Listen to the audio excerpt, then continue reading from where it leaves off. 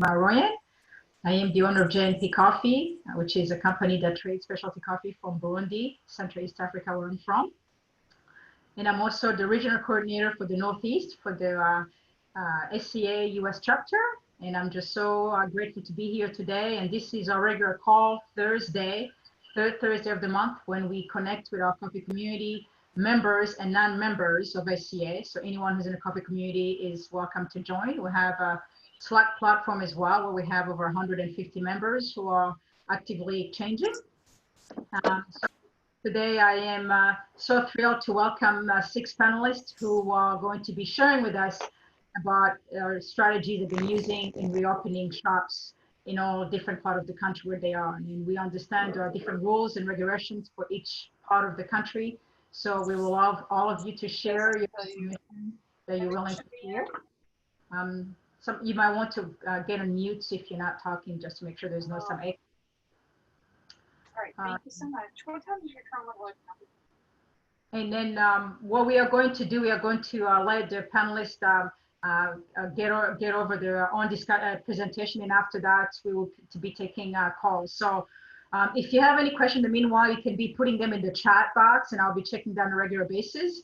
And then once the presenters are done giving their presentation, we can then start addressing each one of you in your own place. So you can also share what you have done, where you are as well. So thank you so much. And with no further ado, I would like to welcome the panelists. We have Nick Shaw from Wrecking Ball in California. We have Jane Kim with Jen Kim Design from New York.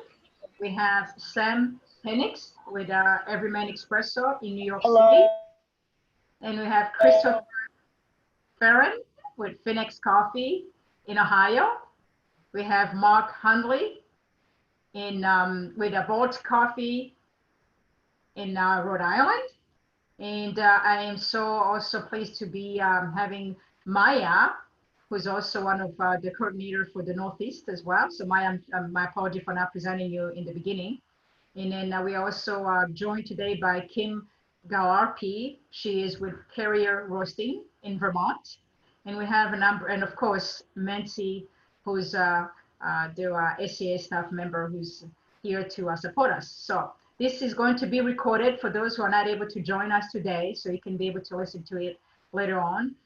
So I am going to start with Nick to give us just a little bit of synopsis about what he's been doing. And the reason I'm starting with Nick has been open this whole time. So COVID-19 obviously either did not scare him, or he had a strategy already in place to be able to be ready and remain open this whole time. So Nick, if you might please move forward and introduce yourself and tell us what you've been doing, that'll be very kind. Sure, Jeanine. Thanks for the introduction. Thanks for the opportunity to share. Greetings from San Francisco. My name is Nick Cho. We run Wrecking Ball Coffee Roasters here in San Francisco. We have 2 cafes, technically 3. One's inside of a tech office. Here in the Bay Area, I believe we were the first in the nation to go into shelter in place, into quarantine. That was on March. The order came through from the government on March 16th, and on the 17th, it was shelter in place order. We moved very quickly. On the evening of the 16th, we switched our cafes to a window-only service, serving on the sidewalk. We installed a plexiglass screen. We might have been one of the first plexiglass screens in the country because everything was so early here. And in terms of so I should share, it's a little bit kind of embarrassing because I know that so many folks have had such a hard time closing down or seeing a downturn in business. We dipped about 15% for about 2.5, 3 weeks. And then we've been back up to 100% of pre-virus numbers since then. We've been very fortunate. There's a lot of reasons, I think. I've spent a lot of time kind of analyzing this in a lot of different ways. There's a lot of reasons why we've been able to do and have the successes that we have. Most importantly, our staff, a crisis situation like this where everything suddenly takes a left turn, it definitely tests the relationship and the trust that you have with your staff. And we definitely feel like just seeing some of the other cafes, not only around the country, but especially here in the Bay Area, having other cafe owners ask, like, how did you keep your staff? Like, none of our staff wants to work. It's like, I can't help you if you don't have that kind of built up trust and relationship. you know, I don't really have a lot to say about that. But so that's the biggest one. The other thing is that for a lot, and this is, you know, in terms of advice for folks, things are very different, and we're all looking to our left and our right and online and everywhere, looking for some guidance on best practices, like what it means to reopen and such and such. I would encourage folks, and this is something that's been important to us, don't forget who you are. Don't forget that you're specialty coffee. Don't forget that you're, you know, one of the best, if not the best, you know, coffee roasting company, cafe, you know, in your area. And that doesn't come from just your product. That comes from an experience that you provide. And I've noticed that a lot of, we've noticed this with restaurants, right? That restaurants are sort of like become to clamshell businesses. Everything's to go. And all the things that made them special got kind of wiped away. And what's left is just the product. And for us in specialty coffee, we can do the same thing, but I feel like that's a big mistake. And that's a mistake that a lot of our other cafes around have been doing, where they think like, well, people need coffee, so let's shrink it back down to the coffee. No, they still want to feel taken care of. They still want to feel a sense of hospitality from you. And there's different ways and different, depending on your location, different ways that's going to mean different things. So like really tap into that.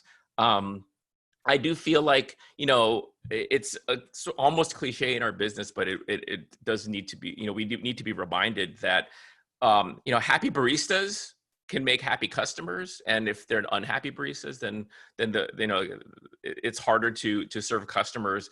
And so we've really been taking the approach from the very beginning to prioritize the health and well-being and safety of our baristas. And in turn, knowing that they are actually the vector, like they're the source. You know, we can see like 300, 400, 500 customers a day, but those customers are being served by like 6 or 7 baristas. And so, you know, keeping them safe is keeping the customer safe. And yeah, so, you know, it's a little bit of an intro. If there's any questions during question time, I'm happy to answer, but I don't want to take up too much time. Got a lot of people to talk. Hi, I'm Jane Kim. I'm an architect. I worked with Sam at Everyman Espresso on helping with those renovations. And I've done about 14 coffee shops in New York City. You know, New York City is one of the hardest hit places in the country. So really everything kind of got shut down completely for 2 months. And so during that time, you know, the architecture office was pretty slow too, because our construction projects were shut down. And I wanted to think of a way to kind of help and reach out to the community. And so I reached out to former coffee shop clients to see if they wanted help thinking about how to eventually reopen.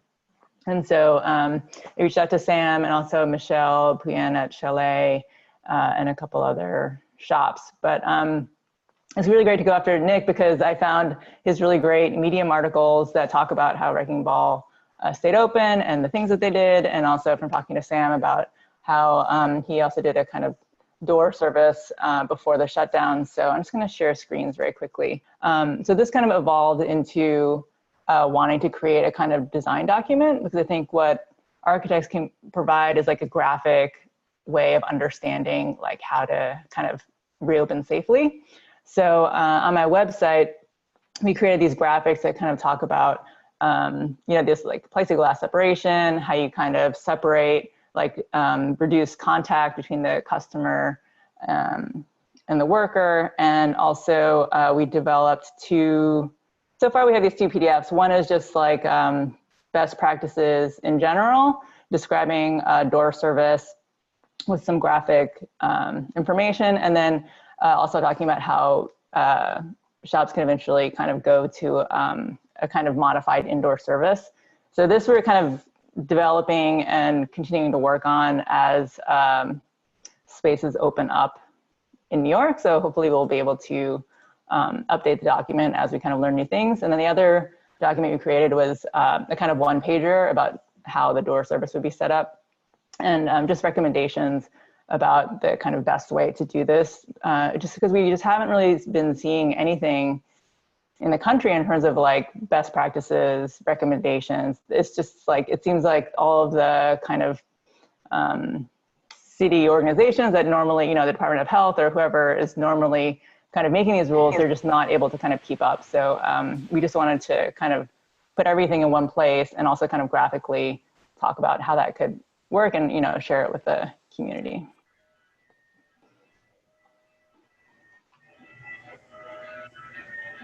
That's it.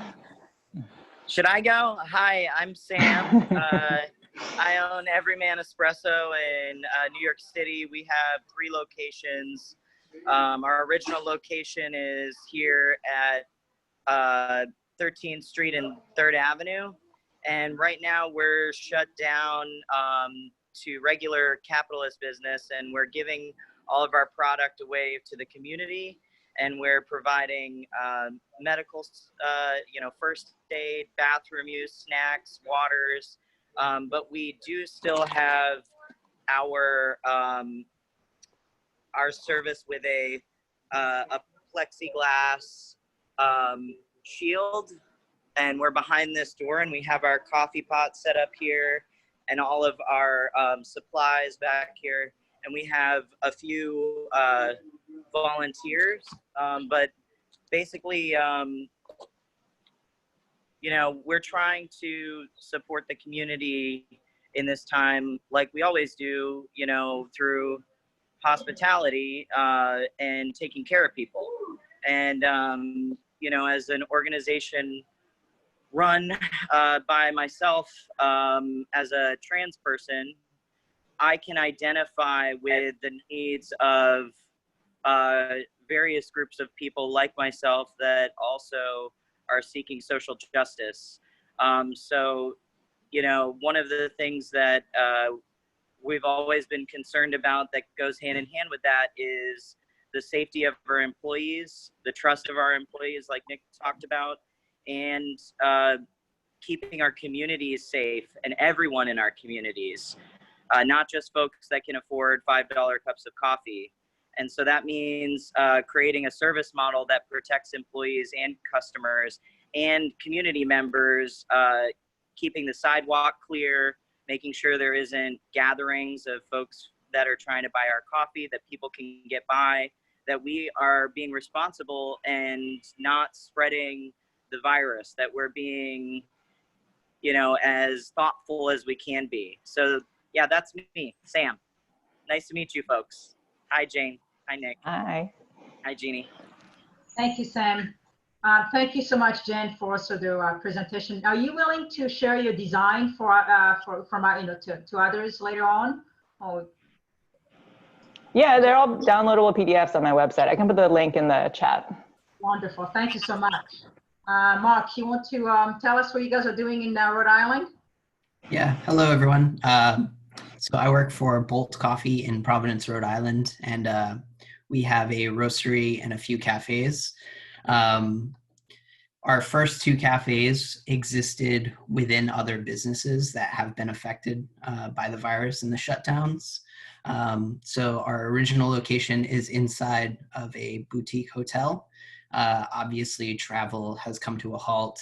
The hotel is closed, so we have had to close that location. Our second location is in it's kind of a shared space in a museum, which is the Rhode Island School of Design's museum. So we're in between 2 college campuses, the Rhode Island School of Design and Brown University. Obviously, that area was heavily affected as well. All the students left. The museum has shut down. And so that's another location that we were unable to operate in until these larger entities give us the okay to do so. And then we opened a 3rd standalone cafe about 5 days before we had to shut down. And so, you know, with delays for construction and all that stuff, this got pushed way back, and we ended up opening and then having to shut down before we even finished the first week. So, you know, we unfortunately had to lay off a majority of our staff. A lot of them have come back since we've reopened, but we were basically running the roastery the entire time, where we saw, you know, online sales increase and people coming to the roastery to pick up coffee and stuff like that. But So we've reopened the space. We have a plexiglass window. I will share just a few little things that I have. Let me see here. So, you know, we have been following state guidelines, and one of the first things we have is this screening tool that we have. So for all of our employees every day, essentially everyone who's working has a kind of a laminated sheet, and we have to check off this screening tool every day. You know, if people answer yes to any of these kind of symptoms that they've had in the last few days, you know, they would have to go home and quarantine. In Rhode Island right now, testing is pretty readily available. And so we've had a few instances where people weren't feeling well and they were able to get tested pretty quickly within a few days, know, you know, if they had it or not. Luckily not. But in order to also kind of isolate this stuff, we've kind of been working in almost like teams. And so we have kind of designated groups of folks that work together all the time. And so, you know, to minimize the crossover of people, you know, for the most part, we're able to have the same 3 people work together 3 days a week, you know, another group of people work together 3 days a week. And so, you know, we fill in daily logs, kind of check in on everybody, and keep records of people's health, people coming into the space. We obviously aren't open to the public right now. And I just have a few quick photos. Like we have a plexiglass set up. There's a door that you can walk up to. We basically turn the front window into a menu that we will write on throughout the day, make changes as specials kind of come into play. And then we have a separate door that you can kind of see behind this pole. That's my daughter, not just a child walking alone on the street, but that's kind of acting as a pickup window. And so we have some signage that's out on the sidewalks that we made for people to place orders, to pick up, stuff like that. And yeah, we've adapted to an online ordering system, which we didn't have before. That's about 75% of our business is through online, and we do have a bit of walk-ups. But it's hard for us to kind of gauge where we're at because we didn't even have a full week of being open in this location. And so, you know, things have been going well, but it's definitely difficult to, you know, compare past numbers to because they didn't exist. Yeah, I think that's it. That's great. Thanks, Mark. Thanks for sharing. I am going to actually move to Kimberley because I know she's in Vermont, and Vermont is a little bit of a different state compared to you know, New York City, where you have more densely populated, you know, state versus Vermont. Kimberley, you want to share a little bit with us what Carrier Roasting has been doing? Sure. Hey everyone, I am Kim. Can you hear me first of all? Sorry, my microphone's been odd. Cool, thank you. I am with Carrier Roasting. We are based in Vermont. We have a roaster in Northfield where we also have a coffee shop, and we just opened a coffee bar within a grocery store here in Burlington about 1 month before the pandemic hit. So it's been a little bit of navigating. The headquarters in Northfield has been open continuously roasting and open to the public on weekends. We partnered with an app called Inclusive where you can do your orders ahead of time and either signal that you want your order as soon as possible or have it for a specific time frame in case you want to drive to the location. And we did have a modified ordering menu at that point. And while they were trying to figure all of that out, a few of us, we closed down the Burlington location. We reopened it about a few weeks later, and I was the only one working just to make sure it wasn't as busy and just make sure we had the kinks out. We do have plexiglass surrounding the coffee bar, which was interesting because there are people coming in through the grocery store and trying to make sure there was spacing, which works well with the app since we know when everyone is coming in. After a few weeks, we brought back our employees and kind of spaced out. We can have one person at register and one person making beverages and there's about a 6-foot difference between the two. Our goal is to make sure they do not pass into close contact. The current recommendation is something like 10 seconds is considered close contact. So passing quickly side to side or telling someone, hey, I'm gonna go behind you to wash my hands. We do keep sanitizer at each person's location and extra gloves in case there needs to be a little bit of cleanliness in between, as well as periodic, actually, well, we do hourly wipe downs with sanitizer and do other high touch areas in between. Something that we use as a guide for this was the Vermont Occupational Safety and Health Administration created a certification for all food and beverage and retail locations in Vermont. So that includes a lot of the tools that were mentioned earlier, such as a checklist. We also check our temperatures before we are able to go on the floor. The recommendation is anything above 100.4 degrees, that person should be sent home and tested. In our instances, that hasn't happened yet. There is a community outbreak in the city closest to us and has transferred to our area recently. About half of our employees have been tested just because we want to make sure that we're safe and not spreading anything. But pretty much we're trying to make sure that before we even get in contact with each other, we're ready to work and we're ready to keep each other and our customers safe. And then keeping track of everyone, how they're feeling, if they feel like they need to take a few days off, if they're going to go on vacation, they need to have time to quarantine or self-isolate before they return to work.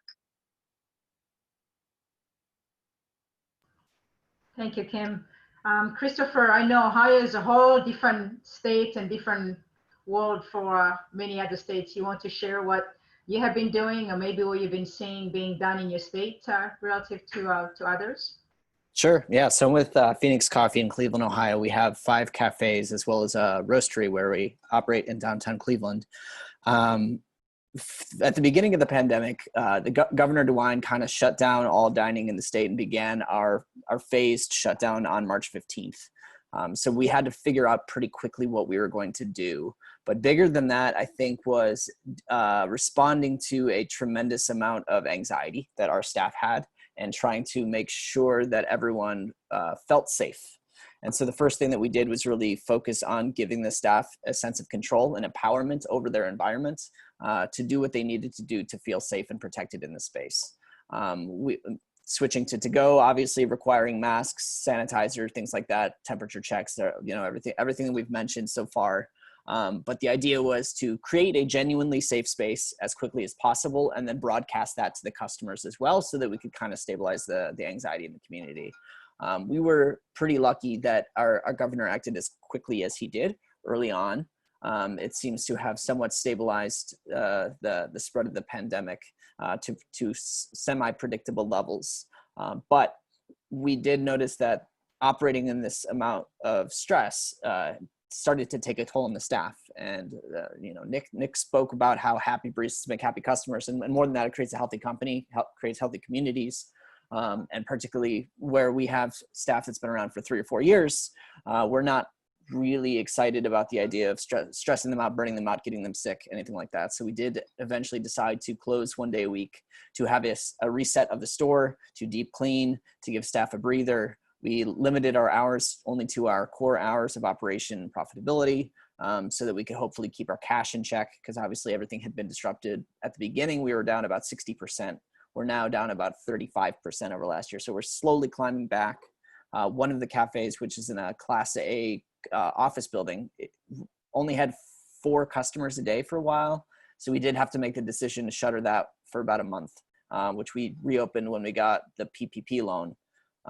And now that funding is drying up, we are just skirting by at break even there, but it's okay, because we'd rather maintain the jobs, maintain the staff, and keep our culture as healthy as possible. It's kind of an interesting reality when you have maybe anywhere from 600 to 1,300 square foot spaces like we do, and trying to wrap your head around the fact that this is just how we're going to be operating for the next year or longer until we have a vaccine, really, and kind of acclimate the staff to the fact that, hey, you're not going to have as much time crossing over as you're handing off a shift, for example, or hey, you're not going to see as many people because you're on A team, you're on B team, whatever it is. It creates a little bit of a disconnect. And so finding ways to check in with your staff, whether it's regular Zoom calls, which we've been doing, or whatever the case may be, using your Slack channels, your asynchronous chat tools, just to try and stay in touch and make sure everyone's feeling safe and feels like they're on a bigger team, has been pretty important to keeping our business going. This is amazing. Thank you so much for sharing, Chris. So I'm actually going to open this a little bit to those who were able to join in the call. So if anyone would like to ask questions to any of the panelists, please unmute yourself. You feel free to open your video as well, whichever works. If you're on the phone, also feel free to ask your questions. So it's open to the participant to join in.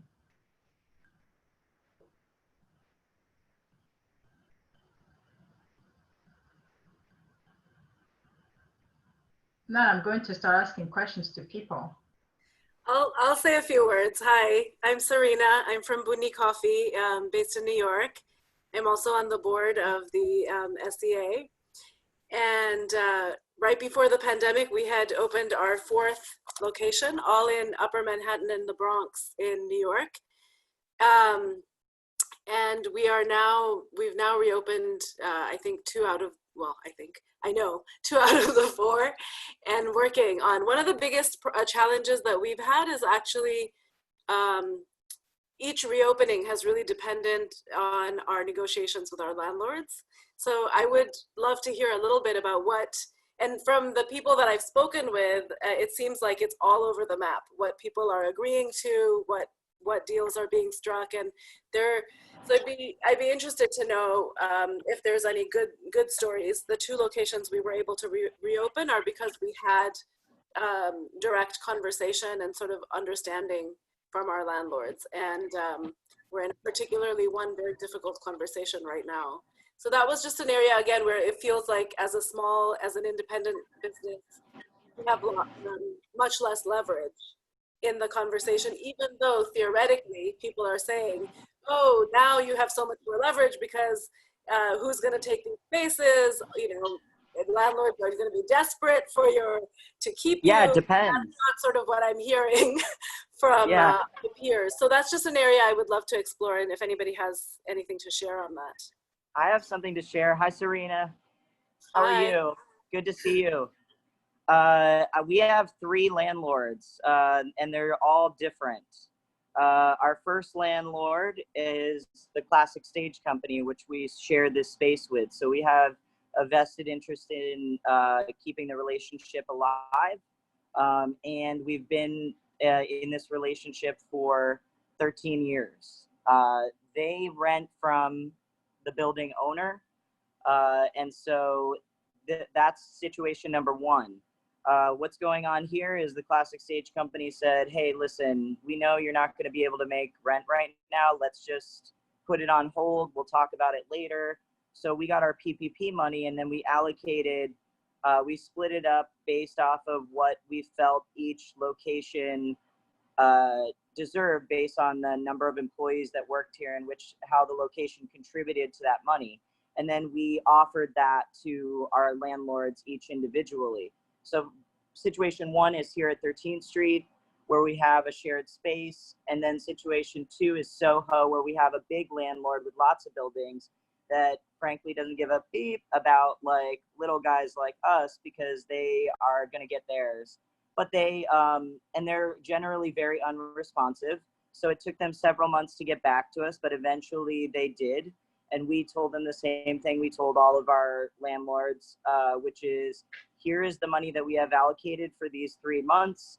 And we would like to talk to you about either a revenue share or a way to move forward in the new climate, because everything has changed. And so, basically, if we can't come up with a deal, then we're going to exit our lease. they agreed to talk to us about either a revenue share or reduced rent based on our numbers that we're seeing initially. And they've worked with us in the past. We just renegotiated our rent with them and had brought it down because we were willing to walk. It wasn't working.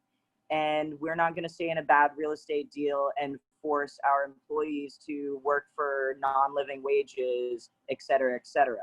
And we're going to buy the type of products that we believe in. And if any landlord wants to go into a relationship with us, they're going to have to support the model. And so the third is our Park Slope landlord, which is not a big corporation. It's an individual owner and a person that I can get on the phone and talk to. You know, he came at us initially. He's always sending kind of mixed messages.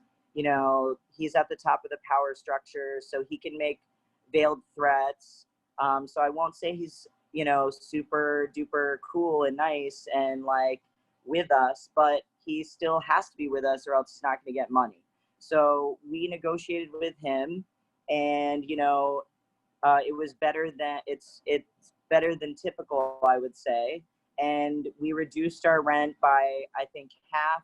We gave him the money that he accepted the money that we offered for the 3 months through the PPP money. And then he reduced our rent in half for June, which we're planning on reopening at some point before the end of the month there. And he's going to keep it reduced, and we'll watch our numbers and we'll talk with him and have that kind of like real relationship where it's a partnership.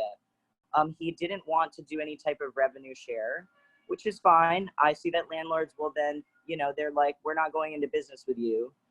We need a way to hold you accountable, et cetera, et cetera. But seeing as how we've proved, as you have as well, because you have a fantastic business, we've already proved that we're worthy of trust, and we have paid our bills on time for many years, and we have a good reputation in our community, and we intend to keep it. And we do things not to check boxes, but because our heart is in it and because it's the right way to do business. And so far, all of the landlords have been willing to work with us because we went to them with a knowledge of the laws that exist in our favor. So you need to look at your state and your local guidelines for what, you know, it's different in every city, and you could even have local county regulations that help protect you. But here in New York, we're still going to be on the hook for our rent, but it's delayed. The courts weren't open for a while, and it's just, it would be basically, you know, our real estate broker friend who's a customer we reached out to, which I can give you his number if you want to just chat about like advice. But he said people would be, landowners would be totally crazy to not take these deals, to not respect the fact that they have a tenant that has paid rent, is willing to pay some rent, and is willing to keep the space. You know, there's a crisis, a real estate crisis here in New York City, and it's been going on for many years prior to coronavirus. You know, because we're in the same city, Serena, that like up and down major avenues in Manhattan, there are vacant spaces, and they've been vacant for years. So you either, you know, don't take rent or reduce rent for a few months and let us get back on our feet, or you might have a vacant storefront for years. And now with coronavirus, you're definitely going to have a vacant storefront for years because people aren't going to pay what was once paid. Everything has changed, and it should also change in terms of equity, because we shouldn't ask our employees to work for pennies so that people can put cash in their pockets. There is overhead for landowners, but it is unfair. It is unequitable. So I think now is the time to speak in both, on both inequity as well as like the context of coronavirus. Does that answer your question? Yeah, that was great, Sam. Thank you so much. Obviously, You're welcome. New York City is a little bit of an extreme in a lot of ways because, you know, you're also mostly, you know, hit than most of the other states. So I think that it's very interesting to see the extreme for me from New York City to what, Nick Shaw, for example, had to share, in California, where he's been like open the whole time. And I could even still see that you're even struggling behind the counter is that, right now trying to kind of, getting people in and out. So I don't know if anyone else who signed in or called in is want to ask any questions. If not, I might actually just pull people out and just ask questions. I just read the names randomly and ask questions. Yeah, do that. All right. So I see a Matt. Matt, do you want to share anything with us? Feel free to put your video on or just your unmute your phone. So share us what's going on where you are. Where are you calling from? Where are you joining us from? So that's Matt Borg, B-O-R-G. Hi, how's it going? I am Matt. I'm also from Carrier Roasting, along with Kim, who spoke earlier. So a lot of what she already shared, she shared pretty much most of the things that I would add here. Kim, like she said, is the manager of our Burlington location. I based myself in Northfield at the roastery and at the coffee shop there. I'm the roaster and coffee buyer. And I would say, it's definitely been challenging. We've made every effort to stay roasting throughout the shutdown. We saw a lot of wholesale business kind of disappear for long periods of time. We had to shut down both retail locations. And so it was definitely a struggle to kind of keep things moving and keep the business operating and open on what I would say is probably 50% of roasting capacity at the time. And I don't know what the percentage of sales we were doing overall, but we kind of made our way through it just by trying to be transparent and open with our staff. So we gave them a lot of updates on our Slack channels about what we were trying to do to keep their job we had to lay everybody off. So in order to bring everybody back, how we were kind of approaching keeping the business in a strong position to bring them back when we were able to. We had a lot of open discussion about, the unemployment insurance benefits and how people could access those. And the whole staff was kind of helping each other get through that and figure out how to apply and get into the queue and be successful with that. Knowing that most, as a result of almost everything in the country shutting down and a lot of people turning to e-commerce to buy things, including coffee, we knew that side of our business was going to see a boom, even as everything else dropped. So we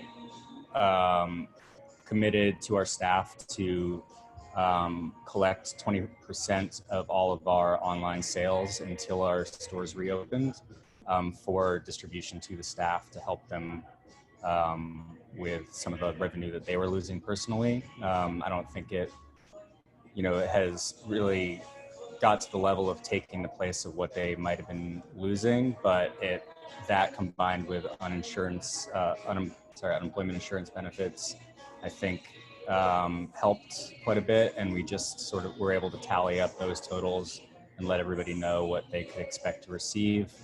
And a lot of the business operators, a lot of the struggle that we've kind of found has been, in a case like that, if we're going to disperse some of this revenue that the business is taking into our employees, we need to do it in a way where we don't compromise their ability to continue to collect unemployment.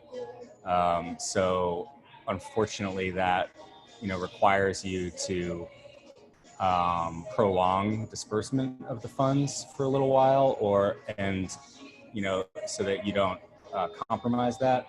And then when I think we're finally able to sort of tally that up and get to a position where we felt like everyone was back to work and it was sort of safe to start distributing those funds. We're careful to check with everybody, to have them sort of DM us and let us know, are you ready to receive this money? Do you want to wait until some later date? So a lot of just that openness and transparency, I think, has helped us keep people committed to coming back to work with us and feeling like they're being taken care of. In addition to that, when we were, before we brought anybody back, we had everybody fill out a confidential survey about their desire to work, their comfort level with working, and the hours that they wanted. And whether, so, you know, we would be careful not to offer work to anybody who was not ready to accept it, which can also compromise the benefits they might be receiving and relying on. So it's been kind of, you know, a big learning curve to figure out how, I mean, for all of us, how to figure out how to navigate through this. We've found overall the best thing to do is to be slow and careful, and to think everything through very carefully before taking any action, whether it comes to staff or reopening the stores. You know, we're in Vermont, they've started to allow restaurants and food service businesses to bring people back in for dine-in service if you are at, I believe, 25% capacity. And there's contact tracing and, you know, like you have to take people's information. And so it's I think everybody on this call knows that kind of a business model, like 25% of our capacity with all of this extra overhead of taking, you know, the information of everybody who walks in the door just does not work for a cafe.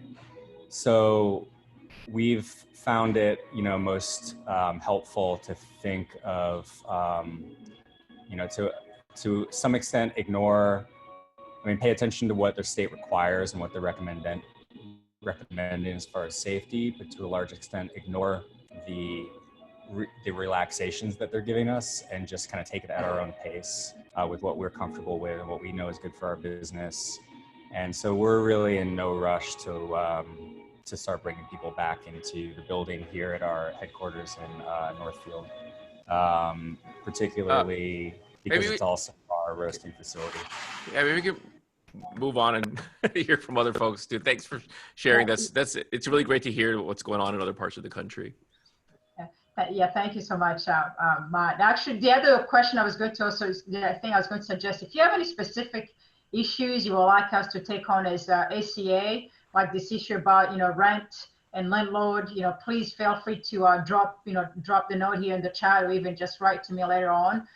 It sounds like there's some, you know, common, you know, situation that we might be able to address as a way of supporting the community. So feel free to share those with all of you. So I know Mark and Jen had a question. So Mark, you want to chime in a little bit, and Jen, and then I want to go back to those who called in. Mark? Yeah. I was curious to this group, here in Providence, we've seen a lot of businesses kind of start to get creative with what kind of things they're offering in order to help mitigate some of the loss of not having dine-in and stuff like that. And so I was curious to this group, like, have you all kind of taken on different projects or kind of different offerings, or kind of just ways of doing things as a way to adapt to everything going on? I would just love to hear what everyone else is doing. One of the first things that we did was we had a barista who wanted to start a bike courier business sometime this year, and he raised his hand and said, "Hey, if you're willing to do it, I'm happy to do delivery of all of our web orders via bicycle." So we put in place flat rate delivery of pretty much anything on our web store, and he would deliver them within really a 10-mile radius of our roastery. We saw our e-commerce business grew, I think, 2,100% in the course of a couple of weeks, with about 70% of that going out on his bike. And that was just kind of a cool thing that we could do contactless and help keep some liquidity, particularly in our roasting division, rather than sitting on a bunch of inventory. So that was one thing that we did that ultimately stuck around, and now we are growing and going to explore delivery to offices as they reopen, or delivery to other wholesale customers downtown via the bike courier. Thanks, Mark and Chris. Jen, you want to ask a question? Yeah, I don't know if this is premature, but it sounds like most people are using like a door service model where everyone's kind of keep getting the plexiglass and keeping people outside. Has anyone started thinking about what's going to happen in the fall and the winter when the weather gets bad? Is there an idea about bringing people into the space, or like what is that next step for everybody? That's a good question. In the Northeast, and particularly in New York at times, it's really uncomfortable to be outside when it's snowing, raining. I've thought about creating outside, setting up one of those outdoor tents on the sidewalk if we're allowed to, that people could get some cover from the rain. And I've been thinking about that a lot in the context of people who are in our community that don't have homes to go to. In the summertime, it gets really hot, and we need cooling stations in New York that the government, usually the city, sets up for people. And so, a lot of the folks that we've been seeing coming by our BLM support station are folks that don't have homes and they don't have resources to stay dry and to stay warm. So as far as our customers go, for the most part, I'm pretty sure that they'll be able to take their drinks and go somewhere, whether it's home or if we start having offices again that people enter. So I'll say I'm not as concerned about my customers and the weather as I am for other sections of our community. But I have thought of what if we could, because, in the spirit of hospitality and taking care of everyone and considering everyone's needs, we can set up a structure outside if the government will allow us to put an outdoor tent of some kind that at least will give cover and shade from the rain, the snow, things like that. But the problem with the way that the coronavirus spreads is that it spreads more effectively in enclosed spaces. So, if we get people huddled up in a closed space to stay warm, it's just it's also not safe and it's not healthy. So I think the best that I could do is provide some kind of cover from the rain and part of the elements. But as a cafe owner in New York City, where you have a contrast right here before you. Where you live, there's also public housing. Where you live, there's also folks that sleep on the street. And I think right now, using the coronavirus and thinking and being empathetic towards ourselves, our staff, and our customers, we need to also be empathetic towards our community and consider ways that we could work with our local government and things that we could do right now on our own to,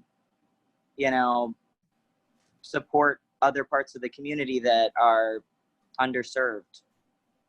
Here in San Francisco, we don't have New York weather, maybe 2 months of overlap through the year. To respond to your question, Jane, and to speak on this topic, I think that it's really important. It goes a little bit back to what I was saying before about let's not forget that we're specialty coffee, forget that we're a differentiated experience, that a lot of governments are reopening, starting to go through phases of reopening. We posted to Instagram and Twitter yesterday that we're not following the guidelines. We are not going to start doing outdoor seating, even though they're allowed. And we've been kind of promoting that idea just to our customers and to the community, because you don't have to do that. That's, again, part of differentiating the experience is you don't have to do those things. We have also been reaching out to some of our other cafes in our community to essentially establish some solidarity about these things. Piggybacking a little bit on what Sam was saying, so for us, it's we are going to stay outside. I have been thinking about if and when we think it's safe to do indoor service and it's worthwhile, that, with what we're learning about the virus, that a high airflow environment, if we can create that somehow artificially or through, a series of opening certain doors, I don't think such a large fan exists that isn't going to like really be super disruptive or noisy that can create that airflow. But just the difference between spray patterns in a static sort of indoor environment versus outdoors, like that difference, I've been watching a lot of videos about that. And so I'm, in thinking about ways, again, not only in terms of the actual physical, scientific, and medical safety of people, but also their sort of feelings of safety. That psychological part, again, is part of that specialty coffee experience. So those are the things that I'm really thinking about and anticipating and planning, trying to calculate forward into the next phases. Yeah, one thing I've been thinking about too is, like, is there a way, and I haven't figured out the answer, but is there a way to kind of pull fresh air in to like the barista service space of the cafe and then blow it out towards the customer so that the barista is not getting that kind of recirculated air, and it's just kind of like this, like creating this kind of like reverse airflow or something. Yeah. Like I think that the lemon flow hood. Think about, Jane and I were talking about this, like if people are breathing and talking outside and we have an air conditioning unit or an HVAC unit that is bringing air in from the outside and sending it right into the barista station, what does that mean for the coronavirus? And I think what Nick is saying is smart, because we got to think about way of creating that outdoor airflow that anything that we can use in our environment to break up how we know the coronavirus spreads. We know that it's contained by a little circle of fat, and then when you use soap, you break that down and you dissolve the virus. We know that it can shoot out of your mouth further than 6 feet, and we know that when it comes out of your mouth and it can hang in the air for moments, up to hours at a time. And when you don't have that airflow, it just kind of hangs around. And we know that we were told in the beginning things like, well, it's only goes this far, or it only does this much, or whatever. It has been proven consistently that whatever we were told, it actually is stronger than that. So we need to take a more conservative stance and get out ahead of it. And it means educating yourselves thoroughly on how it spreads and how to defeat it.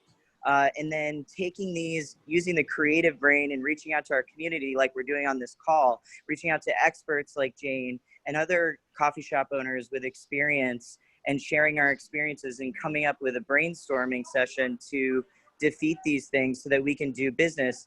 But ultimately, we got to think about how capitalism, the fog of capitalism, will cloud our judgment.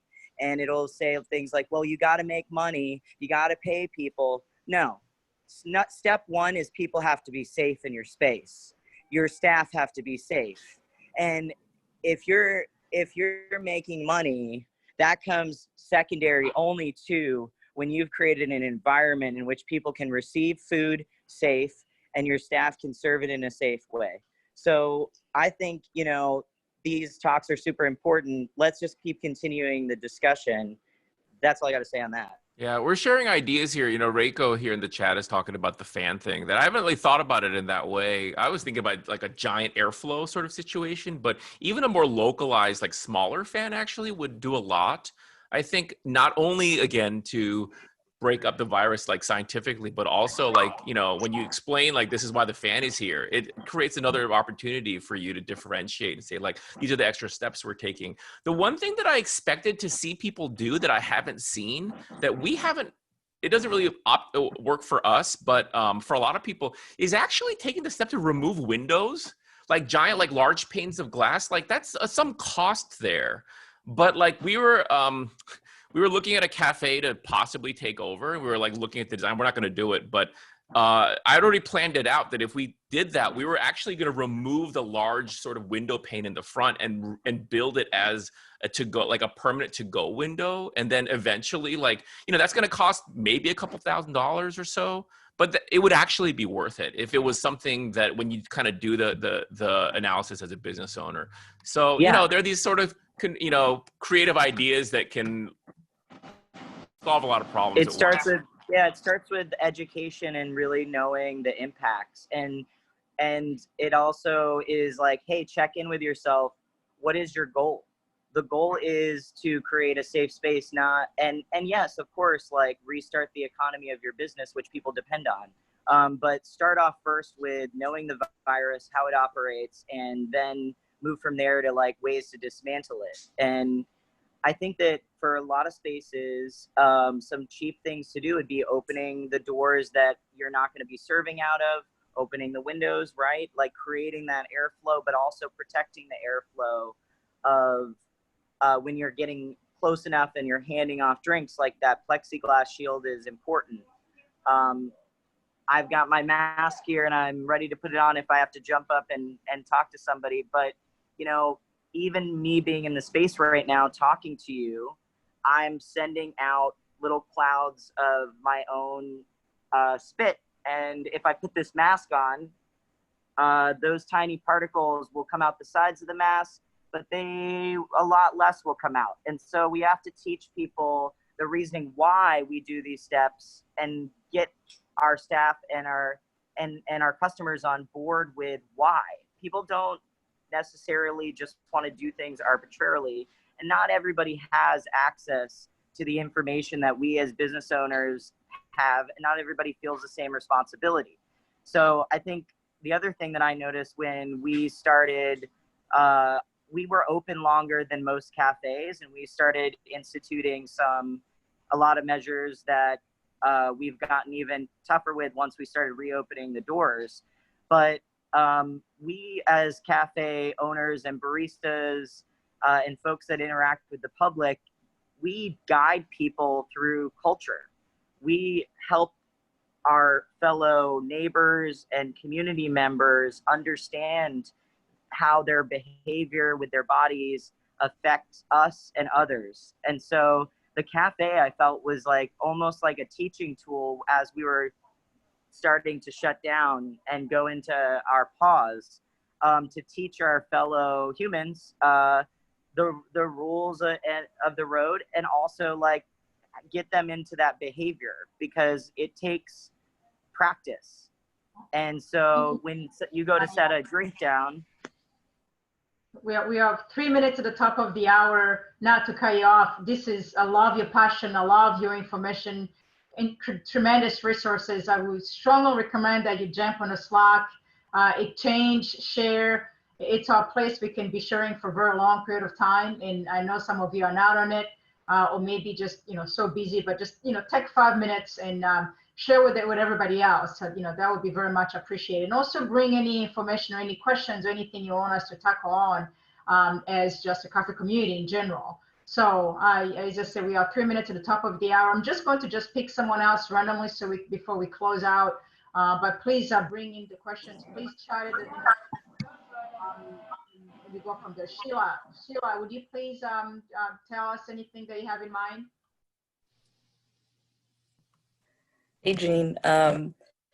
I don't have a question off the top of my head right now. And I want to make space for somebody in the community who might have a shop or question to open to the group. But I just want to say thanks to all the panelists and everyone that joined. Hearing how much everyone is putting the priority on keeping their staff and their customers safe is huge. And it's really cool to hear everybody's ideas. So yeah, if anyone else wants to jump in with a question. Thank you. Yeah, I guess I'll jump in. Hey y'all, this is Colleen. Live in upstate New York, and I'm finding the conversation about having open doors in the middle of an East Coast summer, when you're really cranking the AC, a little bit wasteful. But like, I understand that, we're not talking about resources, we're talking about people's health. But like along the same lines, I tried to institute, what Nick had put out on the web, and sometime in March, when all this was hitting, of, putting up a plexiglass solution. And I quickly realized, oh yeah, he's in the Bay Area. I am in the middle of winter in Ithaca, New York. And so it's like a kind of similar issue with having the doors open or opening all the windows and really cranking the AC and burning out our air conditioner and like wasting energy and resources. Yeah, I'm at a loss of what to do about that and what to do in the winter when it gets cold again, because this isn't going away. And we as a company have decided we're not going to open up for indoor seating until there's a vaccine. You know, and we've talked about doing an air curtain. We've, you know, like we would walk into a grocery store and I guess it keeps climatic conditions separate on both sides of the air curtain. But yeah, I don't know if anyone in the Northeast or that goes through a lot of different seasonality. What are you guys thinking about? I can jump in just because we're in Cleveland and we go from snow to 70 degrees in a day sometimes. Yeah. So we kept our stores open for walk-in traffic. We closed all the seating down. We restricted points of contact, put up barriers so that basically you could go from the door to the register and out. We limited how many people could be in each cafe at a time, depending on how much space laterally was available. It's anywhere from 2 to 5 people. And implemented, you know, sanitation protocols, everything like that. One thing that's interesting is that there has been some study on air filtration built into HVAC units. So depending on how much air output you have in your unit, just changing your filter could have a big impact on preventing the transmission in an interior space. I would love to read that if you could share that link. I will go back in my notes. Thank you.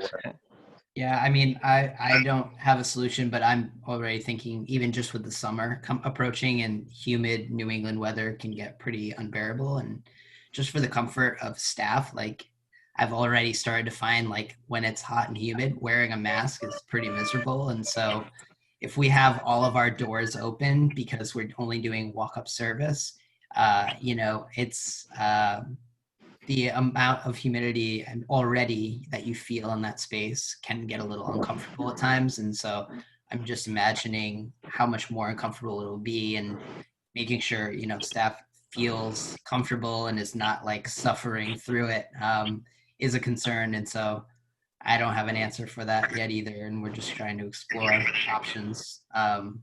Totally. But yeah, it's a tricky situation for sure. Mm-hmm. I just want to say that add we're to not that cranking is- the AC and wasting a bunch of electricity, but using a fan, not an AC unit, to create airflow. I think we should all we can multitask, and we have to consider the environment. You can't just say coronavirus and go, okay, we're just going to waste a bunch of energy. Like, that's not acceptable either. But we know how the virus works. And so I would say, you know, if you have the AC on, keep it inside as best as possible. Or if you have the ability to open your doors and your windows or replace your windows, then do it. But I don't think that I think we should be multitasking and we have to stay true to the other things that we have responsibilities to, like the environment and to social justice and etc. Like, we have to consider all these things at the same time. Thank you so much, everyone. I cannot thank each one of you to really join us today to share about your experience and provide tools, strategy, challenges. Please, as I say, you know, keep chiming in. We have Slacks, you know, they are free. You don't have to be a member of SCA. It's any coffee community is welcome. Then again, thank you for all your time. And I'm so sorry I could not get to every one of you who was able to call in today, but same deal, you know, just, you know, join in the Slack. Let's communicate. Let's find solutions together. And thanks everyone. And if anyone wants to say something, feel free, but already 3 minutes past the hour. I'll close it in a couple of minutes.